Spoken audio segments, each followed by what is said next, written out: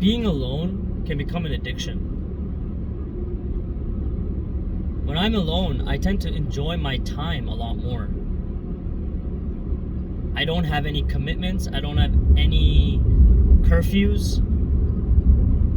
I don't have any setbacks in that sense. When I'm alone, I have the freedom to go to a place as long as I want and leave whenever I want.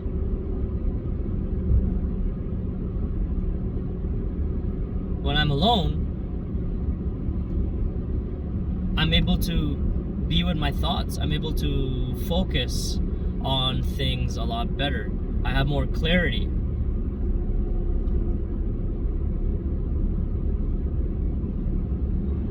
And I am at peace when I'm alone. I have a sense of contentment, fulfillment, and peace when I am by myself. When I go into social settings, when I go to a party, when I go to a restaurant, when I enter a mall, when I enter a grocery store, and I see people conversing with each other and talking and stuff like that.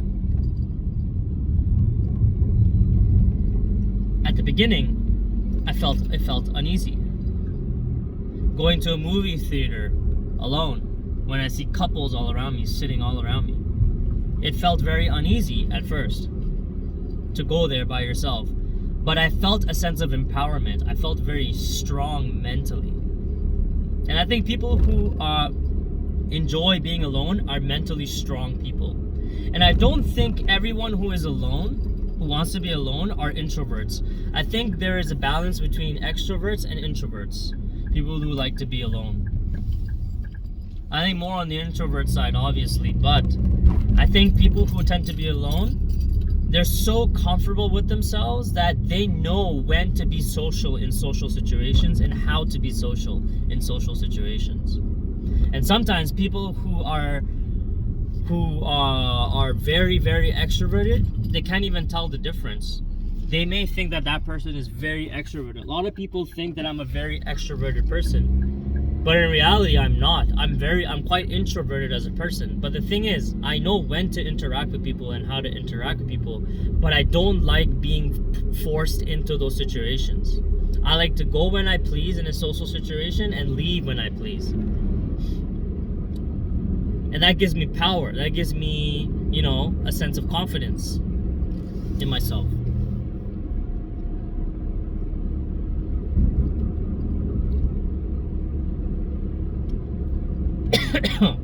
When I'm alone,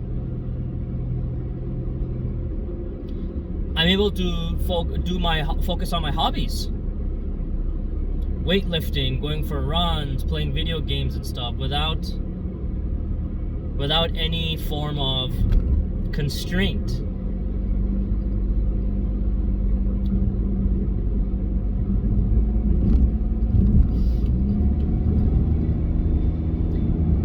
Do I feel lonely at times? Yeah, sure. But is it a negative feeling? No, not really. It'd be nice to talk to somebody, tell them how my day is. But the pros for me of being alone outweigh that. The fact that I have the peace of mind, the fact that I have my freedom to do what I want, the fact that I also, in a way, save money because I'm not in a relationship with someone. Those things are massive pros, big pros. Because I think one of the most important things that you need to have in your life is peace of mind. If you don't have that, your life's gonna be like a mess. You're gonna deal with a lot of problems. And I think nowadays a lot of people, they really enjoy their alone time, and I think that people also who are married or who are in relationships with people, I think they are also beginning to respect their time by themselves, their time alone. I think a lot of people A lot of couples are going towards that type of thing, that type of mentality. That, okay, you know what, I want my alone time and you want your alone time, and let's figure out when that's going to be and for how long. And when I'm alone too, I'm able to travel to places wherever I want, whenever I want. I'm able to talk to whoever I want. I also become more in touch with nature and my faith when I am alone, when I'm single. Because I spend more time with myself, obviously. And I'm with my thoughts. And I've definitely noticed that, being single and for me being alone a majority of the time in my life, I'm very much connected with nature. I love going on hikes. I love walking through a park and hearing the sounds of birds and, looking at the lakes, looking at the people fishing and looking at the clouds, looking at all these little tiny details which I never really looked at so much when I was in a relationship with someone or when I was with someone, right? I overlooked those things. And then there's so much beauty in it. There's so much beauty in seeing those things by myself. For me, it feels like such a unique experience for my brain. Like my brain becomes so stimulated when I see water droplets coming down from the leaves of trees, and walking through a park when it's raining, and watching the water hit the water on the lake when it's raining. There's something so magical about it when you're alone. When you're observing all the beauties of nature throughout the seasons by yourself, there's just some sort of sense of magic in it. It's some sort of beauty in it that I can't really explain so much in words unless you actually experience it yourself. When you're alone and when you're traveling, you are writing. You are the main character of your own story. You are writing each chapter of your own story. Because you're going through these unique experiences and you're seeing these unique things, right, that you have never seen before, and you're doing it by yourself.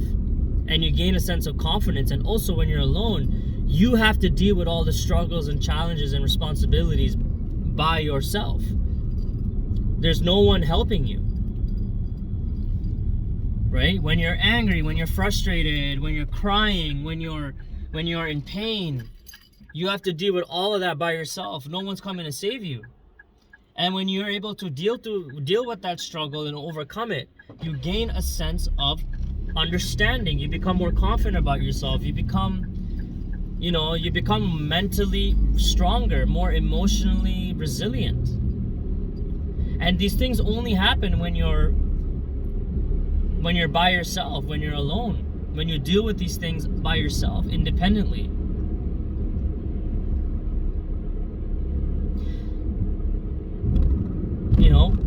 When we're younger, when we're children, we constantly rely on our elders, right? We can rely on our parents to guide us and to take care of us, to wash our ass, to do all these things for us. But when we become adults, we are on our own. And honestly, I know people who are in relationships, who are married, who still feel alone. But in a negative way. They feel a sense of loneliness. No one is listening to them. No one is able to understand what they are going through. But the thing is, only they can overcome it by themselves. There's no psychiatrist or no therapist that can eradicate what the problem that you are feeling inside, and only you understand what you're going through. No one else does. So at the end of the day, whether you are in a relationship or you're not, you are alone. You come to this world alone, and you will die alone. And your journey is yours alone. No one's coming to save you.